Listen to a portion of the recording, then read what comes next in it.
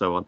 But we definitely wanted to do something that spoke to the contemporary moment in terms of the role of magazines, editing of magazines, and knowing that at NTU we had a couple of colleagues that had got experience of that. We thought we should start from there and then look outwards, and it's really pleased that we've got the three speakers we've got today.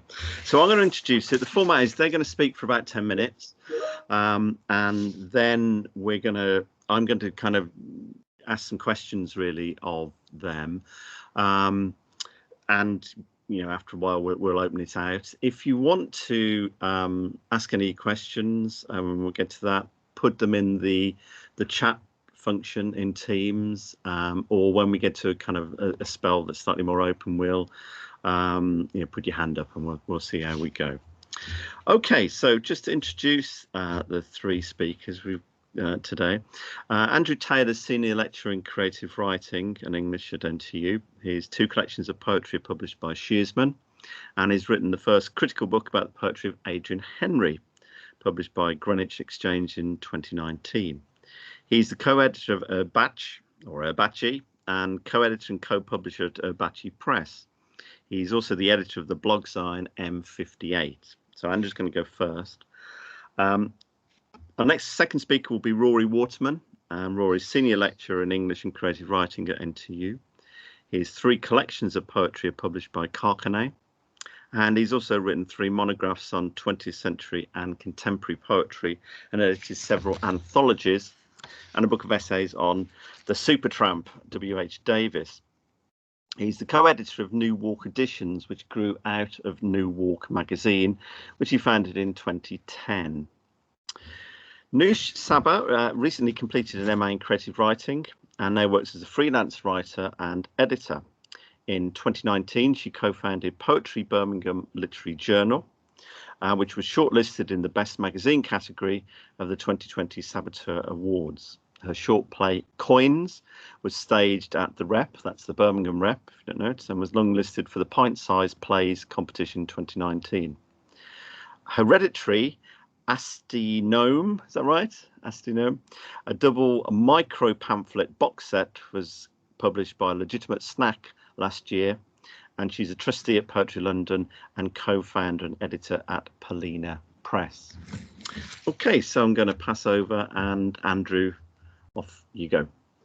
Okay, thanks, Andrew. And I don't have any snazzy or unsnazzy PowerPoint slides because I'm sick of doing them, and seem to spend my life juggling things around with PowerPoint. So hopefully it won't be too boring just looking at my grid. I did put my Christmas shirt on to kind of brighten it up. So this is my PowerPoint. Okay, this is the shirt that I think only Rory's seen once, and I think I wear it once a year. So anyway, yes, thanks for that, Andrew, and thanks to everybody at the PPCRG for asking me to talk today. So forgive the squinting and stuff like that. I'm going to talk about Urbaci. Me and Andrew were just having a bit of a discussion about pronunciation. Some people say Urbaci, some people say Urbaci. I say Urbaci because I'm from Liverpool. So we'll crack on with that. I'm going to talk about Urbaci, and I'm going to talk about M58 as well, as Andrew mentioned. So the Urbaci Poetry Journal was first published in May 2004, and part of the header of the magazine, the physical editions of the magazine, say proudly independent since May Day 2004. And that's, I'll pick up on that a little bit later, but it was partially set up in response to what I saw and what my fellow editor Alan Corkish saw as the parochialism of the small press magazine scene in the northwest of the UK in the early 2000s. I was a younger writer then, and I was submitting work to magazines, and I was subscribing to magazines, and I'd see the same names and read the same kind of work really over and over again. I'm not going to mention any names, but it was a magazine from Liverpool actually. And there were several at the time. And formally, the magazine came out of the MA in Writing Studies, now Creative Writing, at Edge Hill University. And in particular, a session about the means of production hosted by Robert Shepherd. And interestingly, in a Zoom reading last week, Bernadette Mayer was talking about starting her magazine 0 to 9 as a vehicle to publish her and her co-editors' work. Well, we never did that. We never saw Abachi as a vehicle to publish ourselves. We never. I think I've been in the journal maybe twice. I don't know. I can't remember. It's not at all. With there's been 65 editions. The magazine went on to, this is Bernadette Mayer's magazine, went on to publish work by the second wave of the New York School. And the motivation was pretty similar for us, really. We wanted to publish poets whose work we admired and we could approach. So that was a particular starting point for us. And we used our contacts to solicit work for the first issue. I think that's one of the things that is difficult in starting a magazine, is getting that first issue together. And we eventually settled on a format of having a featured poet in each edition. So the first half of the magazine is given over to an interview and a selection of the interview, the poet who's featured, the featured poet's work, and the remainder of the magazine is a selection of unsolicited work. So that's kind of how we set the magazine up, and that seems to me to be the way. Well, it's been successful for 65 issues, and you know, we've developed that as a kind of standard way of producing the magazine, if you like. In terms of editorial policy, we had two rules really, and they were kind of set up at the very beginning. We'd publish the poetry regardless of who it was by, if we both liked it. It's as simple as that. So if we both agreed that we liked something, it would go in. If one of us said not too sure, it didn't go in. And we also, I mean, this was important to us. We also didn't seek any public funding for the magazine. This was for whether it's founded or unfounded, due to a fear of having our editorial policy interfered with. And as the great Ian Sinclair says, never mix with bureaucrats and count your fingers after shaking hands with the Arts Council. So the featured poet who had half of the journal, as I was saying earlier, proved to be popular, and we started to get a lot of feedback about that, and we started to realize that actually the journal was not publishing as many poets as we would have liked because of that format. So we decided to form Abachi Press to publish pamphlets of the poets we felt deserved a publication of their own. And to date, we've published 175 pamphlets. And again, the editorial process is quite simple. If a poet we like submits to the journal, we approach them sometimes through that way, and we accept work, unsolicited work, from the slush pile, even for either the magazine or for a potential pamphlet. So quite simple editorial policy. We're quite rigorous about that, and we do have debates, and we do fall out, and we do say yes and no, and we do reconsider our positions at times as well. So with the availability of desktop publishing and building on the tradition of the mimeograph revolution, we didn't particularly go down the quality paper route. And what I mean by that is, you know, the journal and the pamphlets are what some people would say low quality in terms of their production values. We call it ephemeral. And this goes back to when the magazine was formed. Not only we were doing everything in house, I'd print and staple and package all of the pamphlets and editions of the journal, and I very much miss doing that because the magazine has become a little bit too big for its boots, if you like. So it's done. We have a printer now, but we actually downgraded the quality of the paper that the printer could use because we wanted to keep that ephemeral nature of the magazine. So to date, as I said, there have been 65 journals. We've published 175 pamphlets, and we have progressed to publishing full collections of poetry.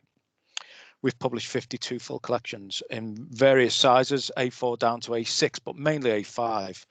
And of course, these are outsourced to our printers, and we're currently reviewing this. We're currently reviewing how the magazine can be distributed and how the format of the magazine after 16 years or so. But the editorial process for the Batch A press publication, so I'm moving on slightly from the magazine now, is somewhat different. We run the annual Batch A Press prize for poetry, which is free to enter, and we set that prize up deliberately to kind of fend off these competitions who charge exorbitant prices and rip off reading fees. It's free. We get 9,500 entries a year, and there are 4 external readers who work with us on the selection. So the first prize is a publication of the winner's poetry in paperback. And so that's the first stage of the process with the press publications. So prize winners of the competition get a collection. But of course, there are poets whose work have developed from the magazine. They've been in a Batch A magazine and progressed to a pamphlet, and then we like their work. So we say, would you like to do a full collection?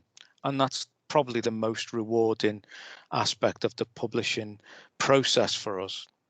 I'm just going to talk about one particular case study, and that's the poet and musician and writer Nick Power, who's our best-selling writer. He's a full-time musician, and he contacted us after seeing, well, it was when Thatcher died. We had a ready-to-go special issue marking the occasion, and we were on the BBC local news, and Nick saw the local news bulletin, and he contacted us and said, I've been writing while his band was on hiatus and they weren't touring or recording, and he followed the guidelines, and both of us I got on the phone immediately to Alan and said, we need to see more of this guy's work. We didn't know who he was, and eventually Nick bypassed the pamphlet stage, and we published a collection straight away. And we're proud to say that he's since published a tour diary, so in prose. That was a release with the band's previous album, not the new album, which is coming out this year. And he's published 4 other books with the press. So this process has changed somewhat in terms of editorial. I've proofread Nick's book again recently. It's with a pre-print proof has arrived, and we're negotiating through that. So it's nearly there. And it's kind of one final thing to say about the press itself is that we run it on a cooperative basis. We pay royalties to all of our writers unless they wish to donate them back to the press to keep us viable. It used to be that the magazine subsidised the press, and now the roles have reversed. So it's a tightly knitted organisation in that sense, if you like. Okay, so I'm just going to move on quickly to M58, and that was set up in July of 2012, after 2 years after me registering the domain name. It was originally going to be a typographical publication, actually. I was working with a graphic designer at the time, and we planned to demonstrate his passion for typography using poetry as a means of expression. So for various reasons, it didn't pan out. And as my interest in visual poetry was developing, I thought about utilizing the M58 domain name to publish a visual online blog zine. So the benefits of publishing a magazine online is the immediacy. With a quarterly journal such as a Batch A, we've got deadlines, we've got printing issues, we've got all kinds of things. And as I mentioned, earlier, we don't have enough space to publish the poets that we'd like to publish. So yeah, that was the main issue. So I decided to publish online, and I used the application Tumblr to host the site. And so if I wish, I can update the site with text or images or whatever using my phone. So the technological advantages are kind of obvious. Again, no public funding. I wouldn't wish to apply for public funding. I'd like to M58 to remain totally independent. And that's, again, just so I can publish the work that I would like to publish. And there has been a shift away recently from the purely visual towards, for want of a better word, poetry and textual material. And there's a downside to that, though, because the magazine was recently listed, the blogzine rather, recently listed at Duotrope in America. And as a result, submissions have absolutely skyrocketed. And unfortunately with that, and I'm sure the two other panelists will agree, once word gets out and submissions start to build up, it becomes frustrating when people haven't engaged with the magazine. They don't know what the magazine's about. They don't understand, that it's not the material perhaps that we would wish to publish. So again, another advantage of being online is the incorporation of visuals. I've started publishing art on there, anything that takes my fancy, really, anything that I like. I've published a short film or experimental poetry film on there. So another editorial consideration is the actual publication date of the blogzine, and by this I mean, if there's a run of visual material, solely visual material, do I need to intersperse it with some textual material to break it up so it's not just all visual? And I need to note that I try to update the site weekly, although it's not always possible for various reasons. Each poet usually has a week for their work to be on the front of the website. So if somebody goes directly to the website, their work stays at the top, if you like. I've also worked with two co-editors during the blogzine's existence, and that was a similar experience to editing with Abache. It was if both editors liked the work, we debated it and we published it. It's as simple as that. Yeah, and I think I sometimes work more closely with the poets who submit the work to M58, not solely the Abache Press poets who I do work closely with, just to make sure that a submission is ticking all the right boxes from their perspective. So by that I mean, if there are 3 visuals I like particularly, I ask for 2 others maybe to kind of correspond and to kind of present their work in the best way it possibly can be. And I think that's kind of all I've got to say at the moment about that, if that's all right, Andrew. I don't know, I haven't got a clue about the time or anything. That's about right. Yeah. Is it? Yeah. Okay. All right. Just over the 10. So thanks very much, Andrew. That's great. Right. Thank you. Rory. Where's Rory? I'm right here. I'm just sharing my screen, I hope. Hang on. There we go. You got that? Yep, I can see that. Jolly good. Beautiful, isn't it? This is what you're in for, folks. So in 2009, I was a PhD student at the University of Leicester, and Nick Everett, who is here today, was my second supervisor. There he is. Maybe he'll put his camera on later, and you'll be able to see whether he's changed or not. This is Nick some years ago, before I knew him, in fact. I was, as it turned out, halfway towards writing my first book of poems when I met Nick, but of course I didn't know that at the time. And those of you who know me know that I can be opinionated, but also, and I hope that I'm pretty willing to change my opinions given evidence. And I'm not interested in being right, I'm interested in ideas. So imagine me as a student, more opinionated, but less sure of my positions and less, or rather even less, knowledgeable. Nick, on the other hand, seemed like an authority to me at the time. He'd published a superb essay on Basil Bunting, a poet I was considering writing about for my PhD. He'd read almost everything I'd read. He'd read a lot more besides, and he had precisely the sort of job I knew I wanted. And we became friends, and we'd often spend a lot of time discussing poets we liked. And of course, I was feverishly submitting poems to magazines and dreaming of the mega stardom that poetry has finally brought me. At the time, the poetry magazine landscape looked a little bit like this to me in my wholly subjective and at the time fully hirsute head. And I want to point out that these were my opinions 12 years ago about the scene then, as someone quite new to all of this stuff and completely outside of it. They're very unfair. But first and most of all, there were very little magazines, I thought, often shoddily edited without anyone I'd ever heard in them. One of these printed a poem of mine in about 2009 with typos they'd inserted into it. And I regarded these as community magazines. Good for them, but I wasn't very interested. I wanted my poems to have readers and to be in at least some good company. And this was an unfair position in some regards, but I still tell good writers who are starting out to remember that some poetry magazines, many of which are now online, are beneath them, even if they might struggle to get into the ones that aren't beneath them. Then there were the posh and mainly sort of London-focused magazines, Poetry Review and stuff like that. I admired them, but they looked a bit like cliques to me. I never thought they'd be interested in me. And these magazines tend to have one editor for a few years, and things can change quite quickly.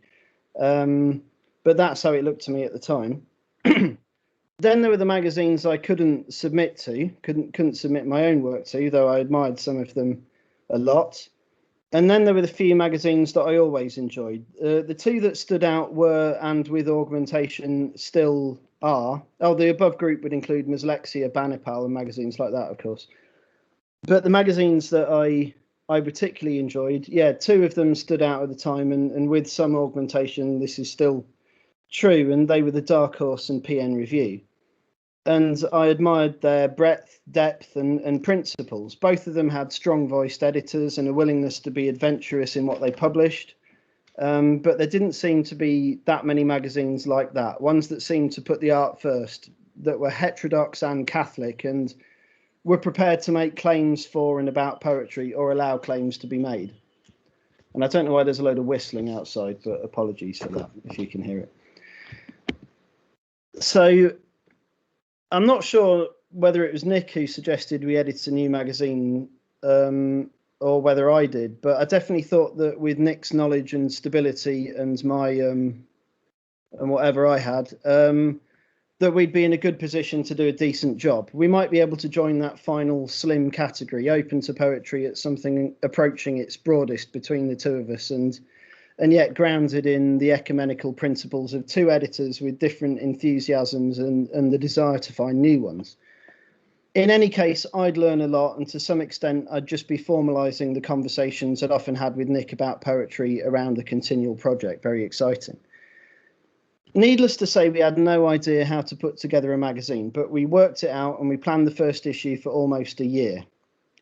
Nick put some money into the first issue to allow us to get started, and that was very generous, because I think both of us in our heart of hearts assumed we'd get to about 3 issues and have to give up. We also decided we'd include critical prose, and I'll come on to that in a minute, as well as a bit of fiction and some artwork. We wanted to be beautiful, unpredictable, challenging. Not a safe space. We needed a name. Now, Poetry Birmingham, for example, is a name that makes a claim, both about the significance of its home city as a world city, and therefore as a kind of authority, in a sense. Poetry Leicester would have been ludicrous, and because Leicester's relatively provincial would make us seem provincial. The River Soar flows through Leicester. There it is on the left, or part of it. It flows through it. It sort of dawdles around the arse end of it, really. So we considered Soar, and there are plenty of good connotations there, but there are also plenty of bad ones as well. And we didn't want a title redolent of gum clinics and nursing homes, though praise be for both of those things. Newark is a glamorous boulevard in Leicester. Such things do exist, or one of them does anyway. It would do us a name, linked to the city, but only if you know it is. We liked the name, but obviously we weren't thinking about our visibility on search engines. Try it. As I say, we were learning. One of our guiding principles from the start was that we wanted to discover new poets, and we wanted to put them alongside some leading lights, people with serious acclaim who we admired. As an aside, about 3 months ago, I reviewed the first year of Poetry Birmingham for the TLS, and I saw a few very familiar names in the very first issue, and knowing my own thoughts as I worked on that first issue of Newark, I assumed without criticism that Poetry Birmingham had requested these pieces, but apparently they hadn't. But we did, and the first 2 issues included the likes of Leontia Flynn, J.M. Kitsia, Mark Ford, Alice Oswald, Tom Leonard, Maeve McGuckian, all of whom we approached with a view to giving the magazine credibility from the start and allowing us to present the kind of wide-angled magazine we wanted. A couple of those people Nick knew, if I'm honest. Others I liked the work of and just approached and found them very receptive. And we sifted the submissions, the growing slush pile with great care, which was assisted by the fact that we advertised for poems for about a year before putting out our first issue. And indeed, we made quite a few discoveries. One early example being Roy Marshall, who's gone on to have 2 successful collections and was in the first issue. Here's some of the later issues. We had 14 in the end. We changed the style a little bit, the logo. I'm sorry they're a bit grainy. I ripped them from the thumbnail. It was very lazy of me. I apologise. The first issue was a success. It sold several hundred copies, enough certainly to allow us to do it all over again. So we settled on a 6-monthly frame, and so it went, with us commissioning artists we discovered and admired, sifting our submissions, which we could now rely on fully, and having friendly disagreements about poetry. And in 7 years, we published a lot of poets who hadn't at the time published much, or at all, alongside people like Sujata Bhatt, John Ashbery, Sasha Dugdale, Carol Sachamurti, Christopher Reid, etc. Good critical prose was a little harder to find, however. We published some wonderful essays by the likes of Rona Cran and N.S. Thompson, interviews with people like Lee Young Lee, and many odd and ingenious pieces, I think, such as the regular, witty, clever Letter from New York by Quincy R. Lair, an old-fashioned, i.e. real socialist, who definitely had a lot of things to say that would wind people up. And we included lots of reviews, but I quickly got a sense of something I'd noticed as a reader, this time from an editor's perspective. Most would-be reviewers, if I'm honest, either don't really know what they're talking about and put books on a pedestal as a matter of course, or they want to show they've got all the right opinions, or they seem to review to make friends and get ahead, or they offer to review their friends, the people who've helped them get ahead in the first place. Negative poetry reviews are sometimes treated like loud farts in a particularly puritanical church, and so you can see why it isn't always easy to find good reviewers. They have to know what they're talking about and have a wide frame of reference, and they have to be prepared to be honest about a book if they don't think it's worth £10 of your money, and that honesty can lead to abuse, cancellations, and being shunned by powerful people who don't like it, which can be quite hard to handle if you're a poet yourself. The poetry world is really a small greenhouse in a way.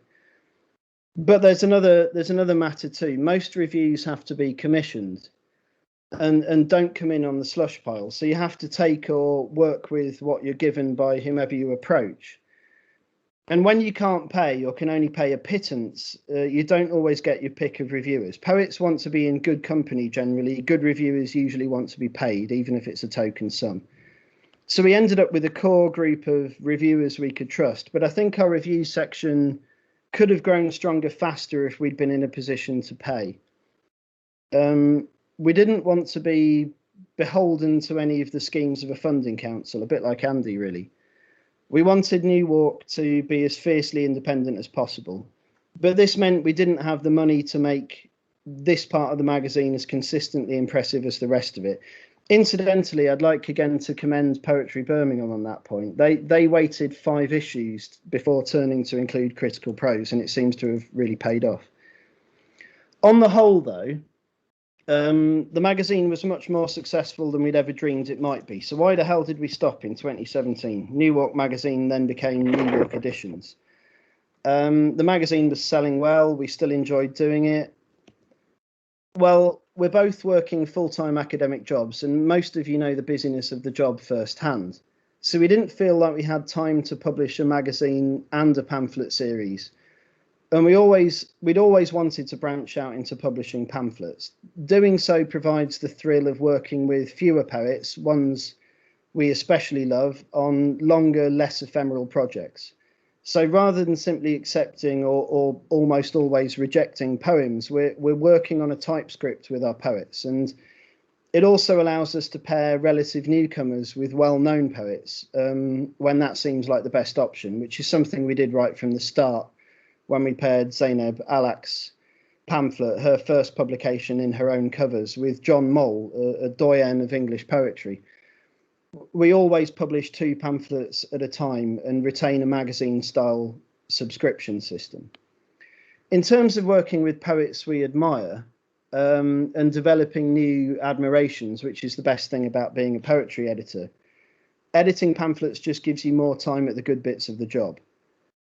So that's what we've done, and this is 6 of our first 12 titles. And in 2019, we were shortlisted for Best Publisher at the Michael Marks Awards, the main poetry pamphlet awards in the UK, and also for Best Pamphlet for Declan Ryan's Fighters Losers, top left here. Declan was a Faber New Poet in 2014, and he's one of the finest poetry reviewers we have in the UK. But he seemed to have fallen a little bit from view as a poet. And I'm proud to say that we've played a small part in resurrecting interest in his poetry. And that's something you probably can't do on the same scale by publishing someone in a little magazine, even an impressive one. So it seems worth it. And I'll stop there. Thank you. Thanks, Rory. That's great. Even the slide you couldn't find an image for was interesting. Beautiful, wasn't it? Okay. Naush, how are you? Okay. I'm okay, yeah, I'm back. Let's see if I can share my slides now.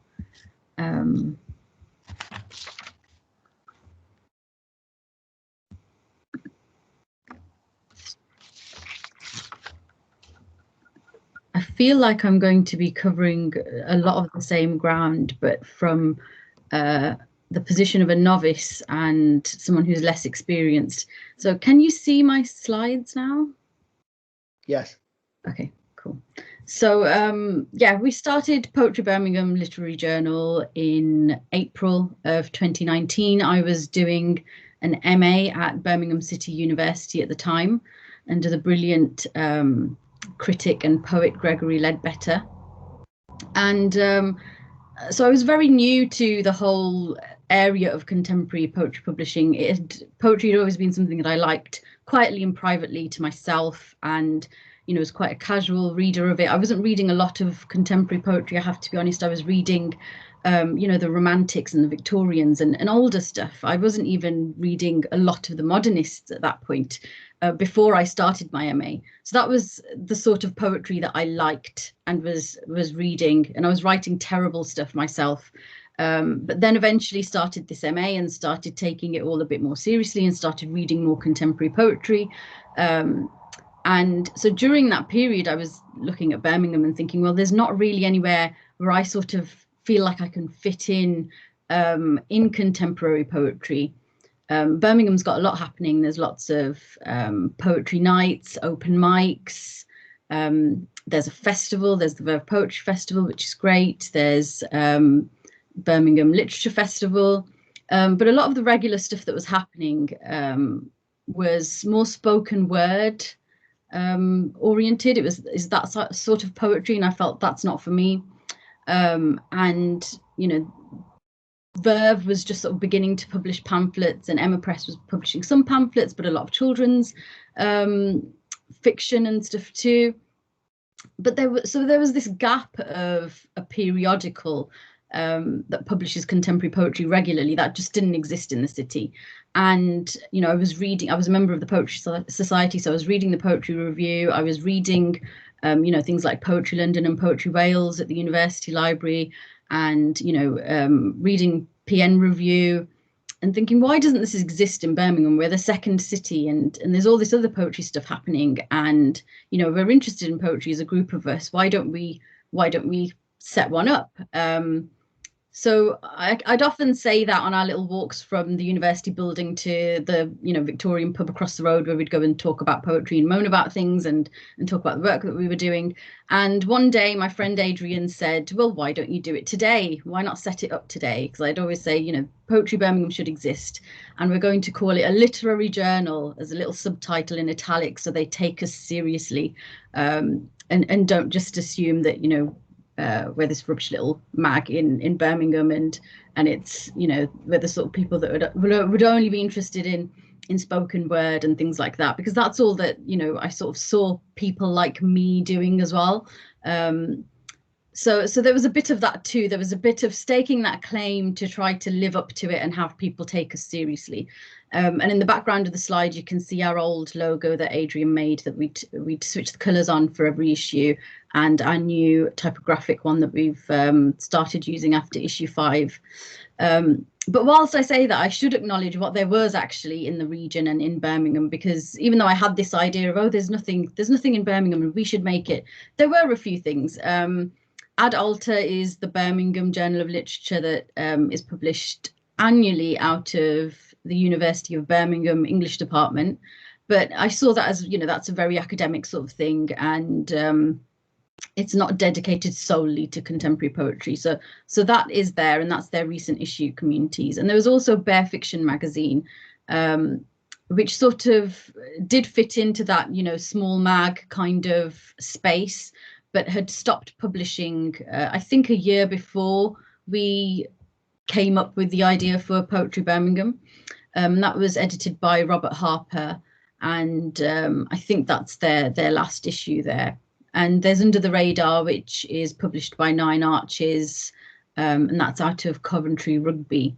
So there were these magazines that existed locally, but there was still this space, and we decided, because I didn't have an answer to my friend Adrian's question of why don't you just start it today, we did, and we met at our little lovely university building at Eastside Park in Birmingham, and decided that we'd do it. So for us, that meant gate crashing onto Adrian's website, because we had no money. I didn't want to spend any money in actually doing a print run, because I thought this might fail and we might be terrible at this. We don't know what we're doing. So maybe we shouldn't pour money into it. And I was reluctant at doing that. And having had experience leading things before and coming up with ideas before and starting things, I've done that a lot with stuff. I always find that I end up being the last one standing and have to do all the work. And I was kind of reluctant to sink any money into this, you know, a print run and stuff like that. And I didn't think of, you know, doing a homemade kind of on my laser printer, just printing and stapling, because I didn't like the feel of that. I didn't want a zine. I wanted something that was, you know, perfect bound and that looked like a proper paperback sort of book. So Adrian said, you know, why don't we do print on demand? And we used the evil giant Amazon to do that. But it meant that, you know, we didn't have to spend any money. Adrian already had this website set up, so he gave us a page on it. We put some stuff on there, some submissions guidelines. We set up a Twitter account. None of us were really using Twitter before that, but we realized there was this thing called Poetry Twitter, and that's where people find out about submission opportunities and things. And you know, it's sort of a hub for contemporary poets, so we better get on there, and we better, you know, use that to say, hey, we're starting a magazine, and send us some poems. So we used his website, we set up Twitter, we opened submissions, and we waited. The reason we didn't solicit work, as Rory says there, is because we were so naive, and we didn't know that was a thing that we could do, really, without being told, who are you and why are you asking me for poems, and how much are you going to pay me, because we didn't have any money, so we didn't solicit. And we didn't know anyone in poetry. This was another thing, you know, part of the reason and the impetus to start it was because we didn't feel part of contemporary poetry publishing culture, and we wanted to find a way into that and a space for ourselves. And so we made that space. We didn't know anybody in poetry. We didn't know any poets who were published. We knew Greg, who was teaching us on the MA, and that was it. And we knew each other, like our little cohort in that year of our MA. So we were just naive and just starting out and just becoming familiar with it, which is probably why we had a bit of that devil may care sort of character in terms of how we engaged with people, because we weren't aware of all these cliques. We were sort of vaguely aware of them. We knew, you know, there's the London set, there's all these poets that come out of the late Roddy Lumsden's Wednesday class, and they all get published in the Poetry Review. Of course, we knew there's PN Review, and there's the, you know, the Manchester set, and the magazines in the North, there's the North and there's PN Review, and the Carcanet poets all get published in the PN Review. So where are us Brummies going to get published? And we knew, you know, so we sort of knew that there is Nine Arches and there's Verve, but again, we just wanted to make this space for ourselves, so we went about doing that. And so one of my friends who was on the team at the time and has left since, Olivia, decided that we should have 4 issues. We should be a quarterly. So that's what we did. Because we'd said we were going to publish 4, we did, and it was a lot more work than I thought it would be. I was sort of astounded listening to Andrew talking about how many, you know, editions they've published and updating the blogzine weekly and things like that. I could not keep up with that level of output, I don't think. And it was really, I found it quite tough actually, just doing the work needed for getting these 4 issues out. Sana was doing most of the design. I was doing all the typesetting in InDesign, and then we were sending it off to Amazon, and it was getting, you know, print on demand, so we didn't have to spend any money. And that first year was really good. It was a steep learning curve, but we learned how to do typesetting, we learned how to do design, we learned how to do, you know, putting a manuscript together. We learned editing on the job with each other. And it was a similar sort of thing where, you know, both of us would read through the submissions and comment on them, decide what we liked and include that. So yeah, that was our first year, and the first year allowed us to build up a little bit of money, which then meant we could, you know, begin publishing prose.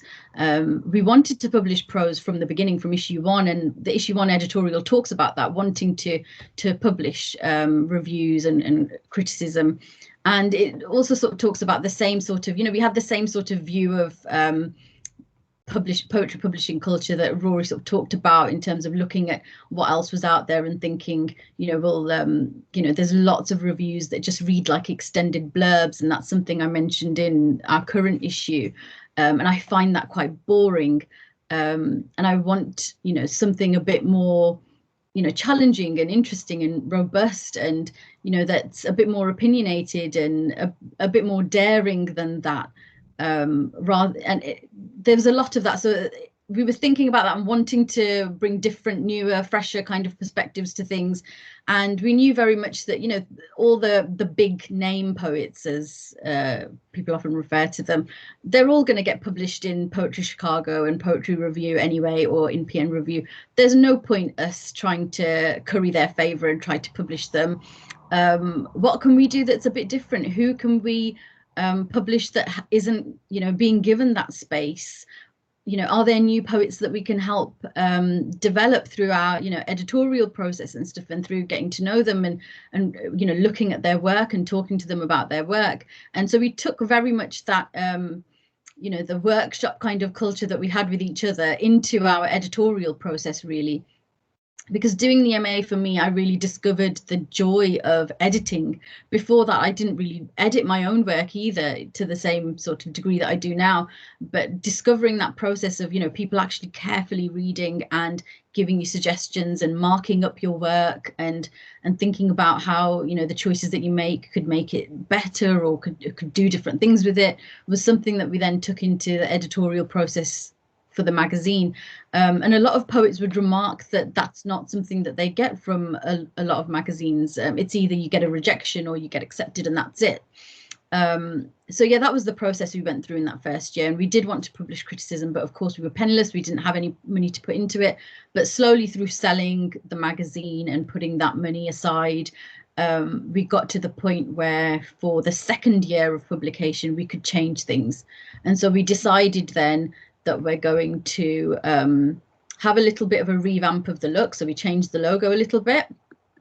And we're also going to launch subscriptions, so we can have a little bit of money to invest into commissioning, because that wasn't something we were able to do before. And so that's what we did. And it meant that for this issue, this is the current issue, issue 5, and you can see it got a nice review there by this gentleman, Rory Waterman, in the TLS. And various other people have said some nice things about it. I thought I'd put that there. Some people have said some not so nice things about it too, because of course we did publish some spiky reviews that didn't go down very well. But it was nice to be able to, in this second year, cut down the workload for a start. So we've gone to 2 issues, and this is issue 5. So we're working on issue 6 at the minute, and we were able to commission critics, and it was really lovely to be able to work with new critics. So, you know, that took some research, and I tried to find people that didn't already have that you know, publishing history perhaps in other contemporary poetry magazines, and to work with them and to bring their voices into this publishing space. And I should move on to my next slide, because I've got these things that I was thinking about when we were coming into our second year of publication, and the sorts of things that I was interested in having in the magazine. The first 4 issues are very, they're perhaps formal, lyric. People got this sense of what our style was, so I did want to branch out and look a bit more at, you know, developing my own tastes a bit further, and not just sticking to what I'm very familiar and comfortable and just naturally gravitate towards from, you know, the traditional reading that I did initially do. So we tried to get more experimental stuff in there. We were interested in, you know, working with and publishing new critics. We've obviously got this mission of sort of you know, putting a stake in the ground for the Midlands and for Birmingham. So we were really keen on working with emerging Midlands writers, but we didn't want to be parochial either. So we were interested also in looking beyond, and we've got some translation stuff in there too. And those are features that I really enjoy working on, particularly because, you know, Birmingham is a city where there's lots of languages and global languages being spoken, and those poetry traditions exist here and are alive here, and I wanted to bring some of that in. So it was really lovely to publish a Punjabi translation and a close reading by Rupinder Kaur, who's pictured there. And then, of course, keeping that connection to the tradition and, you know, the canonical writers that I still love and enjoy reading. So we had an essay on Robert Frost in there, and, you know, underrepresented writers of various sorts, from various groups. I suppose that's something that we didn't emphasize heavily when we first started out, simply because we felt like the magazine grew out of that need from us as being writers who aren't traditionally represented, you know, very well in contemporary poetry publishing, as people outside of London, as people from working class backgrounds, as people of colour. And so that was sort of implicit, but we wanted to, we found that with it being implicit, the submissions we were getting, because we couldn't solicit work either and pay for it, commission it, the submissions we were getting were also just very very white, and we weren't getting those the writers like us that we thought would perhaps look at us setting up this journal and think, oh, I should send them work. So we beat the drum about that a bit more now, and try to encourage those writers to feel that they can send us work. Because I do remember being that person who felt there's no point really me sending work to the likes of PN Review or the Poetry Review, because I'm just going to sit in their slush pile. And at the time it was probably because my work wasn't very good either, but I think there is that still that sort of view that you can see all the names that you see going around these magazines, and you know that they're all already established and know each other, and it is a very small sort of ecosystem, contemporary poetry publishing. And so if you're coming from outside of that and you don't know anybody at all, you would, a lot of people do feel that, you know, there's not really a chance of getting published. And I want Poetry Birmingham to be seen as a journal that is different in that sense, in that we take our open submissions really seriously, and we read them all and we give them due consideration, and we don't just publish people that we know or people who are well known and that we know will sell the magazine, because that's not why we made the magazine, that's not why it exists. So that's that. Going forward, I plan on being a sellout, unlike Andrew and Rory. I don't have a full-time academic job. I have a part-time not quite academic job, but teaching at a university now. But I do put a lot of work and time into this, and I want it to pay. So I do feel like that funding's there. My taxes and my family's taxes and everyone's taxes go towards paying for it. The Arts Council is meant to be funding the arts, and you know, I'll openly critique them and, you know, fight our corner when we don't want to jump through their hoops. And, you know, my issue 4 editorial was a critique. It did include some criticism of ACE, but I'm still going to go to them and say, give me some money to do what I want to do with this and to be able to pay myself. So yeah, that's the future. We're going to try to get some funding and see if we can make it a bit more consistent, pay writers better, particularly prose writers, because of the amount of work and research and everything that they put into, you know, their essays and their reviews. So that's me. I think I'm done, and I'll stop sharing that now. Great, thanks very much, Naush. And thanks to everyone there. Fascinating just to hear you and the kind of things that we got in common, and the slightly different emphasis you put on that. So what I was going to do, I was just going to pose a kind of couple of questions to get the conversation going. Then I'll open it up to everyone else to pitch in, because I'm sure people have got things they want to say, comments, a defensive PN review maybe from somebody, I don't know. But I mean, one of the things I was very interested in was the way in which you talked about what you wanted in your magazine and the different phrases you used.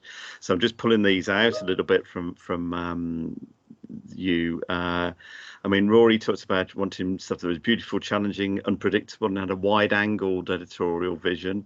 Andrew, you talked about being influenced partly by the Second New York School, but also just what I liked, and so that's there. And Naush, you were talking about, you know, making a space for ourselves and the kind of vision you had of kind of material that you wanted to be represented that you weren't seeing being represented, and what that amounted to. So a kind of question just to get you all started: do you have a vision of what an ideal submission to your publication would look like? What would an ideal kind of... Who do you want to go first? Oh, I'll go first. Yeah, do you want me to go first?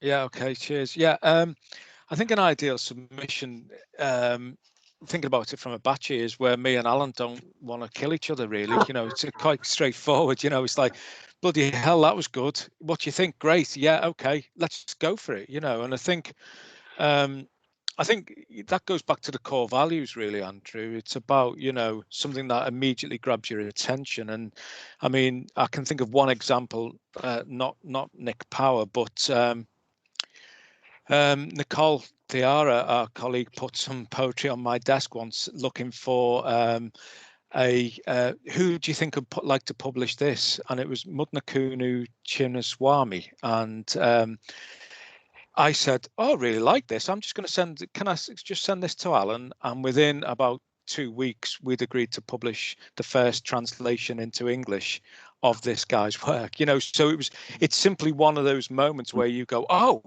blimey, this is really good. I think Alan, so you get to know your co-editor, and it's what Rory was talking about, locking horns sometimes and sounding each other out and stuff.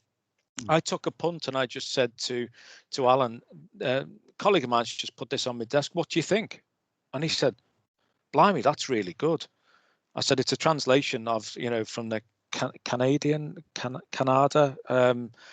dialect in India, you know. So we went through all that and we worked with the translator and all that, and so that was a real kind of eye-opening moment, and it was really successful, you know, from that moment of it landing on the desk to getting into print not too far after that, because it was already complete. So those kind of ideal submissions where both eyes kind of bulge out the head and go, wow, and that's what it is for me.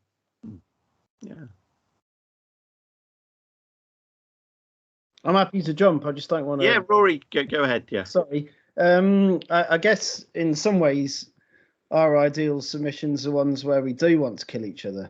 I mean, not kill it. I mean, you know, we're not Scousers and we have more decorum than that, so we're more likely to play competitive tiddlywinks or something. But the ones where we disagree and we come to a kind of agreement and we learn something from each other. We do have the Venn diagram of our tastes includes a lot of overlap, but there are big wings on it too, you know. And but yeah, apart from that, yeah, when something really strikes us and something that is from someone we've never heard of before, that's particularly gratifying. It's surprisingly infrequent, you know, and when you get something from someone that you've never heard of before and it is brilliant and there's a lot to work with, that's really exciting. Yeah. Great, thanks. Naush, what about you? Do you have a co-editor that you fight with, like these two seem to? Yeah, Sana, who's currently on indefinite leave, so I'm on my own for this for the next few, I think. But it's a similar sort of process. We'll both read it and we'll have our opinions, and you know, we'll share those usually on like a Google spreadsheet where we'll make funny remarks about things. But it is just you're just looking for a good poem, aren't you? Something that really strikes you and has some effect on you. And you never really know what that looks like until you've read it. And sometimes you'll disagree about it, and usually we do sort of come to some agreement rather than you know, wildly disagree. I think we do have similar tastes, so we tend to agree on these things. And yeah, it's just about finding that poem that works in the moment that you read it. And I sometimes wonder if I've missed brilliant things in submissions because I've been in a bad mood or just word blind, and I've just not given it the proper chance and the proper reading that it deserved. But you know, when you're getting hundreds and hundreds, that's bound to happen as well. Yeah, great. One other thing I noticed just talking when you were all talking was different perspectives on how your publication looked. I think, Andrew, you talked about being influenced by the kind of mimeograph one, and you talked about the kind of low quality in you know, in that way. Whereas Naush, you talked about kind of, you know, you wanted kind of something to look like a proper journal, as you said. You use that subtitle. And you know, I recognised a lot of those images of from Birmingham art galleries, I think, that you use, but they look lovely in that context. And I think, Rory, you obviously paid a lot of attention to the, you know, the covers and so on. So I mean, you know, how much do you think it matters what your magazine looks like if you think the contents are good? Does it matter? Do you have different kind of opinions on that? I mean, I love that sort of mimeographed look. Sorry, I'm going to sit on the fence here because not because I don't want to offend anyone, but just because it's true. I do. I like those, you know, kind of pamphlets that are put together in that way, and I review a lot of pamphlets now, and I get boxes of them, and it's often very exciting seeing things that come through that obviously haven't been produced to a very high spec. I suppose we just wanted to show the poems to their best advantage, and that was really our main motivation with that. But also we were a bit naive. We didn't really know how difficult it would be. We just wanted to see what we could do and do the best we could, and that was kind of it. That was the approach we took. But we started a bit later than Andy, I think, as well. So maybe like printing was a bit cheaper in those sorts of ways, and certain things were easier too. So if we'd have been starting 10 years before, yeah, we'd have been getting out the guillotine and the stapling. Yeah, I think for us, there was a bunch of us in the room, and we were thinking about not just the way it looked, but the cost and how time consuming things would be. So to be honest, actually making something and producing and printing it in-house never occurred to me at all, because I just thought about the amount of labor that would take on top of all the editing and everything else, and knew that wasn't something I wanted to do.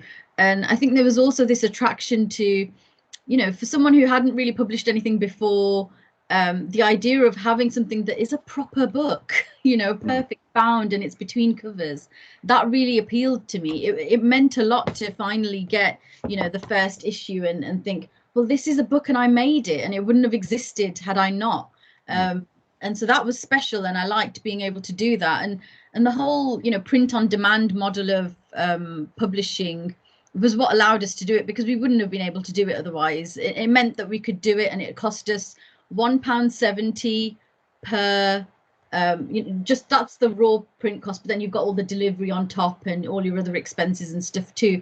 But it meant that we could just about afford, and I think we probably ordered like 30 or 40 copies initially of the first issue and thought we'll just sell them on our little launch night and we won't order any more. People can just buy it on Amazon if they want to, because we can't afford to hold stock and then it doesn't sell and then you're stuck with the stock. So all of that was going into it. It was the cost and the fact we didn't have any money. It was the fact that we wanted something that looked like a proper book, and this allowed us to do that. And then there was also the visual sort of aspect. We wanted to, you know, have Birmingham plastered all over it, you know, and represent Birmingham and say, you know, look at all this beautiful stuff that's in Birmingham. And so there was some of that, and that Brummie pride. And I think that all goes into the design and how it's produced and everything. Thanks. Yeah, I mean, I've got a copy of, here it is. It's very flimsy. It's glossy, you know, but I really enjoyed the hands-on element of it. That was part of it for me. It was creating something rather like Naush, with, you know, creating this idea of a book and then it being sent to the house and you can unpack it. You know, that's a different experience to me. It literally was being in my mum and dad's loft with the guillotine that Rory mentioned. You know, in fact, the guillotine's up there. I brought it over here, but I've not managed to make anything yet. Is to actually, you know, you're getting other people's work and you're actually physically bringing it to life, you know. And it was really, and that's, I really do miss it. I actually miss the stapling. I miss the packing of envelopes. I think that's part of the process, and we are thinking of moving now because of the way things are in the world, and the cost of postage is criminal at the moment. You know, we're thinking of actually shifting to 2 perfect bound issues, just to help us out, because we're losing money on every issue now. The press is kind of propping up the magazine, and it was never meant to be like that. You know, it was meant to be this little thing that you kind of shoved in your back pocket and you passed on to your mate, you know. And it's moved away. So maybe the mimeograph kind of low res, well, it's not low res, it's digitally printed, it's nicely printed, but that kind of ephemeral kind of throwaway, oh, I'll rip a bit of the corner off and jot some notes down and shove it in my pocket. Maybe that element's gone now, but that's not particularly through how the aesthetics of it, if you like. It's more practicality. So going back to what Naush was saying about getting into bed with the devil Amazon, you know, it's got to be done, you know, to get the product out. I think we're looking to shift to dual issues and sending it out twice a year rather than 4 times a year to India, Australia, Afghanistan, all the places we've got subscribers. It's just impossible. So yeah, it's a practicality issue as well. Yeah. I should add that we've moved away from the devil now, and it allowed us to sort of build up that little income that we could then invest into proper print runs, and we print with Imprint Digital now, who are brilliant, and it's in a larger format as well, that B5 format, and a nicer finish. And it's more expensive, and it's something you can only afford once you've got that income that you generated from the previous issues. Thanks. I mean, it reminds me very much of you know, a lot of the stuff I've studied in the past. You know, the history of the little magazine, the little poetry magazine, or a lot of the accounts of editors, you know, stapling things together, worrying about their formats, what to put on the cover, and so on. So it's really interesting to see the same kind of questions crop up. I think the same issues, same joy in the production. Really, I think that's really important in some ways.